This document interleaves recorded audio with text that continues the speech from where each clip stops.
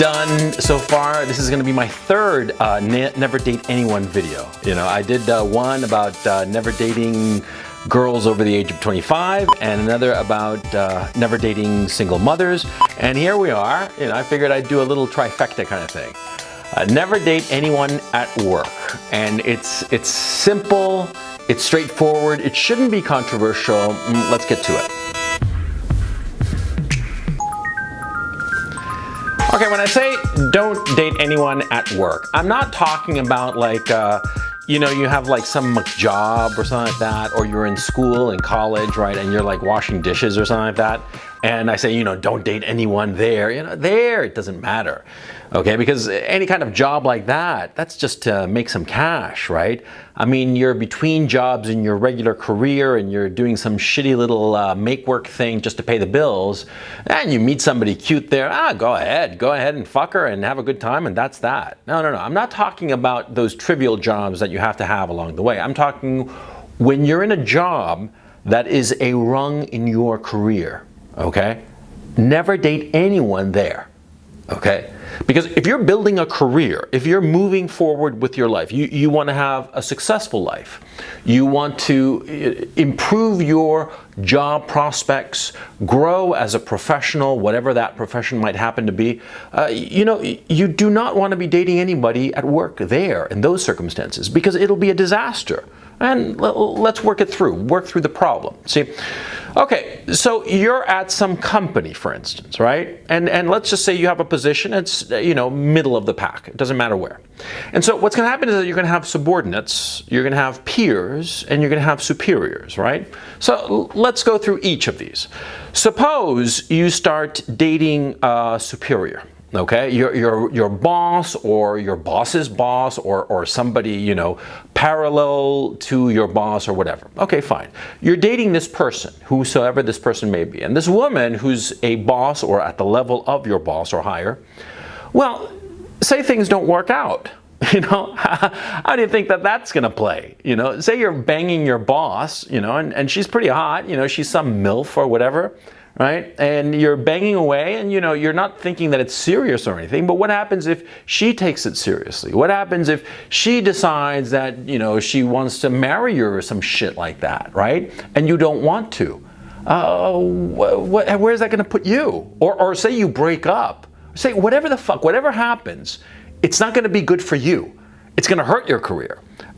No matter how well, quote unquote, you break up. Because even in the most perfect breakup in history, somebody's feelings are always hurt. And especially if you're banging some chick that you really don't see yourself with, well, no matter how gently you let her down, she's going to have hurt feelings. Now, what do you think is going to happen to you if, like, your boss or somebody who's superior to you in your company, you know, has hurt feelings towards you because, you know, you broke up? You think she's going to be happy or unhappy? You think she's going to help you or hurt you? Think. I mean, come on, right? You got neurons, right? You got some kind of education. You're not a total idiot. So think. Don't fuck anybody above you. Oh, and I'm not even getting into the issue of what happens if you're dating your boss or somebody superior to you in the company and you start to advance. Well, other people are going to start throwing shit your way now, aren't they? They're not going to be happy that you're doing good because the word is going to leak out that you're banging the boss. It always leaks out because if two people know a secret, then it's no secret at all. Always remember that, okay? If you are banging your boss or banging somebody at a higher level within your company, within your firm, the word is going to get out, no matter how careful you are, it's going to get out and people are going to resent you. They're going to not like you. Your peers are not going to like you. Your boss potentially might not like you. Suppose you're banging like a peer of your boss, right? And it gets back to your boss. Well, that boss, male or female, is not going to like it because you're basically going to be like, you know, sort of like disloyal to him or her because you're going to be banging this other person, and it's going to create problems for you. People don't like it when their peers or their subordinates are banging other people in the company because it injects a whole host of new problems, okay? So what do you think is going to happen to you? Your peers or your boss or whoever is not going to like you. They're going to resent you, and you're going to suffer the consequences of fucking some woman who's, above you, be it a boss or parallel to your boss or whatever. See? So no good can come of it. Okay? Okay. Now, what about banging somebody who's a peer of yours? Well, if you're fucking some girl who's a peer of yours, well, multiple problems ensue. Number one, see, if you're fucking some girl who is your peer, then there's going to be an element of competition that's going to be injected into the relationship. It's going to be inevitable. If you and the woman you're with are at the exact same level, there's going to be jockeying for position. There's going to be some friction on that regard, okay?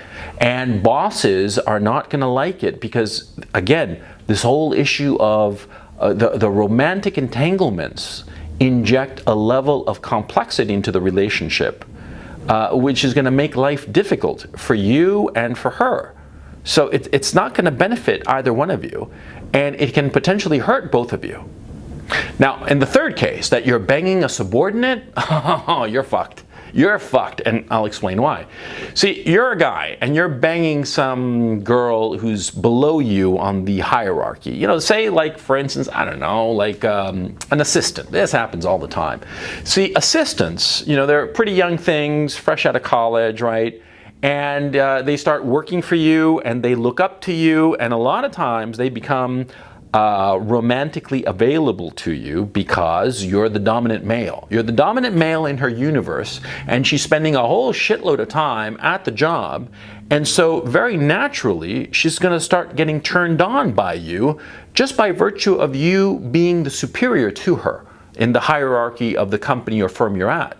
And this has happened to me. It happens to every guy that they have some assistant, some young kid, some young girl, and she just, she's doing all of the things that she's supposed to for you because it's her job. She's supposed to go and get your shirts. She's supposed to set up meetings for you. She's supposed to return calls and arrange things for you. She's your servant, right? Your assistant. And so quite naturally, with all these things that she is doing for you, she is going to start looking up to you. And as she starts looking up to you, she's going to start developing romantic feelings for you.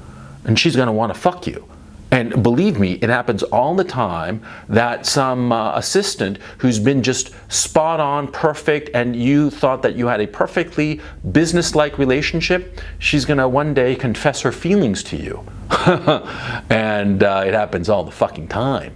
It happens all the fucking time. I mean, oh man, it's a cliche, and it's a cliche for a reason. See, cliches don't come out of nowhere. It's not like, somebody sitting around saying, oh, let's just invent a cliche. No. Cliches happen because the event of the cliche happens so many times. The idea of some assistant falling for her boss or falling for her superior, it happens all the time. And when that happens, you got to nip that shit in the bud. You got to say, no, we cannot have any kind of romantic relationship. And as soon as she confesses any kind of romantic feelings towards you, you have to go to HR, tell them this shit, and request that she be transferred. You want to get rid of her because she's a problem, okay? Believe me. And yeah, she might be hot and young and you want to fuck her. If you fuck her, you're going to get into so much fucking problems, okay? I mean, unless you're willing to go all the way, i.e. marry her, don't fuck her, because it's going to end badly for her. And because it's going to end badly for her, it's going to end badly for you, because she's going to throw shit your way that's going to come from HR, shit that's going to come your way from your boss. I mean, the pile of shit that will fall on you if you fuck some assistant or some subordinate of yours, it's just not worth the hassle, okay? So if you're ever in that situation when some girl falls in love with you or develops feelings for you, and it's not really feelings, okay? Not in the traditional sense, because she doesn't know you. It's just that she's doing shit for you, okay? And that will make her believe that she has fallen in love with you. But it's not love, okay? It's just that she is complying and doing so many things for you that she'll confuse love for obedience, okay? And you can get into a shitload of problems, okay? So Don't date your boss, don't date your peers, and certainly don't date your subordinates, okay? Never, ever, ever, ever. Always nip it at the bud if anything untoward starts to arise. Now, what about people outside of your corporation? What if you're like, for instance, a freelancer? Okay, now this is interesting. Say you're a freelancer in whatever, it doesn't matter. You're a freelancer, say you're a graphic designer, just to make something up. Okay, so suppose you have clients, okay? Clients are, in essence, your bosses, right? Suppose some client develops feelings for you. Well, yeah, it'll be great because that client, quote unquote, that client that you're fucking, right?